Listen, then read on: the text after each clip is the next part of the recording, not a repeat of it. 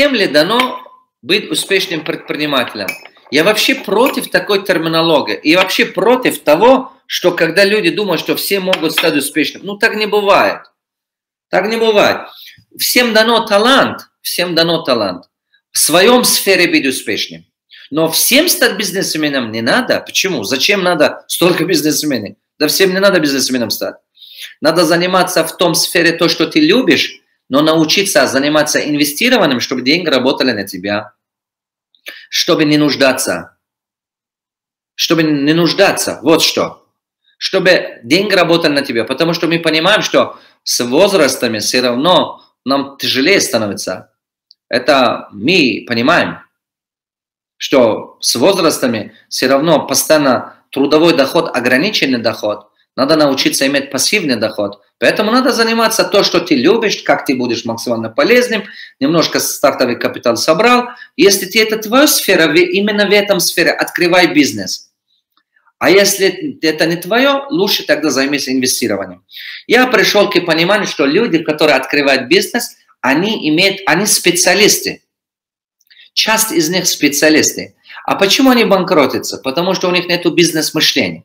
Иногда я видел, что, например, врач, он пытается открывать клинику, а у небольшой процент врачей, которые открывают клинику, у него получается.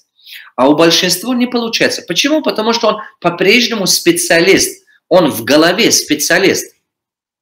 Точно так же приходим к следующему. То же самое таксист. Есть таксист, который он таксистом работал.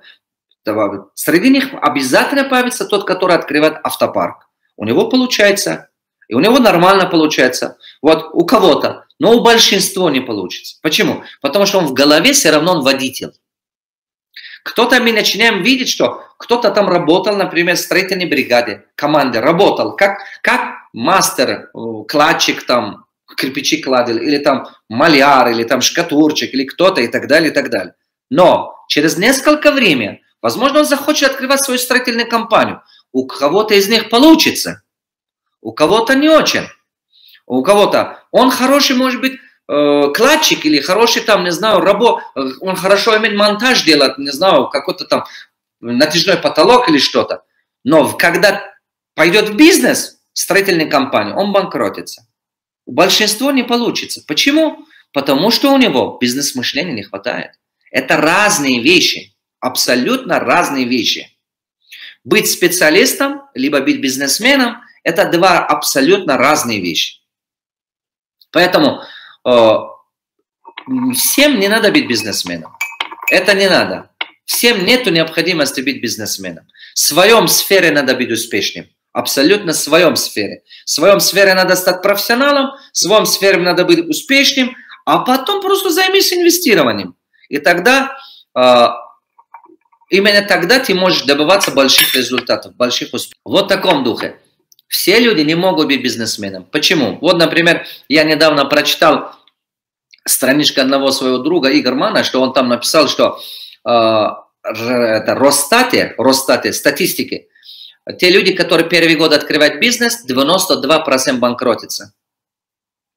Это в данный момент Росстате так оказывается. 92% банкротятся первый год. Еще 4% из них банкротятся на второй год. Получается, что в течение 3 лет или 2 года 96% банкротств получается. Это я подсчитал у него странички. Это, оказывается, статистика сейчас, Росстате. Я не знаю других стран. Я у него почитал, я это видел, думаю, о, как сложно. Почему? Потому что действительно сейчас очень много, возможно, в связи с кризисом, в связи с инфляцией, в связи с там, это, то, что происходит и так далее. В данный момент вот такая статистика. Поэтому, дорогие мои, вот, всем бизнесменам стать не надо. Бизнесменом должен стать тот, кому талантом дано быть бизнесменом. Богом дано талант. Если вам Богом дано быть талант бизнесменом, идите, станьте бизнесменом. Если нет, лучше соберите деньги, инвестируйте в того, кому Богом дано быть бизнесменом. Я повторяю, лучше соберите деньги, инвестируйте в того, кому Богом дано быть бизнесменом. Если ему Богом дано быть бизнесменом, он развивается, процветает, и вы зарабатываете, он зарабатывает. Вы инвестируете, вы разбогатеете. Так же делается, посмотреть, вот такие, как мировые бизнесмены же есть же, таких так. Поэтому вот так надо делать. И не надо сравнивать себя с кем-то, у кого-то получается, у кого-то плохо и того. Не надо мерить. Самая важная вещь. Не надо мерить. Например, раньше как было? Тебе уважали, ценили за твой ум, твой талант, твое творчество, а сейчас как будто мерили успеха деньги. Да это совсем неправильный подход, что якобы, если ты не очень успешный в деньгах, якобы ты не очень умен или не очень реализован или достиг. Да нет, это неправда. Это неправда, ребят. Человек, который больше принесет пользу, и он по-своему успешный. Человек, который в деньгах стал успешным, он по-своему успешный. Вот эти вещи не надо сравнивать. Каждый из них свое место имеет в жизни. Если даже вам 50, заново начните. Почему? Человек, который морякей создала, женщина, которая морякей создала, компания морякей, ей было за 63. Основатель Макдональдс, ему было 54 года. Рейкро. А дальше, вот это KFC, дедушка, который видите, бородатый, ему 70 чем-то лет был, когда начинал продвигать KFC. Так что, если вы посмотрите историю много успешных людей, большинство из них за 40 лет начинали. Большинство из них. Так что, почему за 40? Потому что немножко опыт, мозги появились, опыт появился и так далее. Что посоветуете 21-летняя девушка? Дорогая моя, вот если вам 21 лет, найдите себе наставника в том сфере, где вы хотите просветать. Мне много людей спрашивают, что вы посоветуете. Я говорю, 3 навыка надо научить. Я первый, если мне Бог давал бы вторую жизнь, я первым с чего начинал бы, я сначала выбрал бы направление в своем таланте, что я хочу бы заниматься. Второе, я нашел бы наставника. Без наставника ни один шаг не делал бы. Это правда. Третья вещь, какие навыки в себе развивал бы, это навыки, как правильно выражать мысли, то есть вести переговоры, коммуникативные навыки, навыки продажи, навыки дипломатия, навыки организовать работу, навыки, понимаете, вот эти навыки очень необходимы. Займись этим, дорогая. Если тебе 21 лет, ты даже не представляешь, как эти вещи тебе в будущем необходимы. Вот, Салом, устозман бизнес-план дорам, инвестиция даркор. То есть, этот парень говорит, что здравствуйте, у меня есть бизнес-план, и мне инвестиция нужен. Классно, хорошо, дорогой. Если у вас есть бизнес-план, теперь, как найти вам инвестицию? Я сразу скажу вам. Вот это ваш бизнес-план, по какой сфере ваш бизнес-план? То есть, я имею в виду ваш бизнес-план, если вы ориентируетесь заниматься недвижимостью, ищите инвесторов, который уже заработал в сфере недвижимости. Если ваш бизнес-план ориентирован на торговлю, ищите человека, который заработал свои деньги в торговле. То есть получается, что ищите инвесторов в той сфере, в которой вы делаете бизнес-план и так далее. Вот так, ищите туда, найдите этого человека, предлагайте так. Но если ваш бизнес, например, бизнес-план в сфере, скажем, производства, а вы идите, ищете бизнесмен, то есть инвестора, предлагаете инвесторам из разной сферы, возможно, они откажут вам. Тогда вам будет трудно. Поэтому первое, что надо понимать, предлагайте тем людям, кто в этой сфере уже заработал, кто в этой сфере вот, как сказать, ближе понимать эту сферу. Вторая важная вещь, кому надо, как найти этот инвестора, создайте цепочку рекомендаций. Помните, очень важно, кто знает вас. Очень-очень важную роль играет. Третья вещь, бизнес подготовьте сначала, потом ищите партнера, инвестора и так далее. Ни один инвестор, умный инвестор, на пустой месте деньги не даст вам. Стартапам деньги не дают все. Стартапам дают деньги только те, у кого уже большие деньги, они не знают, куда девать их, венчурные фонды и так далее, если вы стартап. А если вы готовы действующий бизнес, легче найти инвестиции.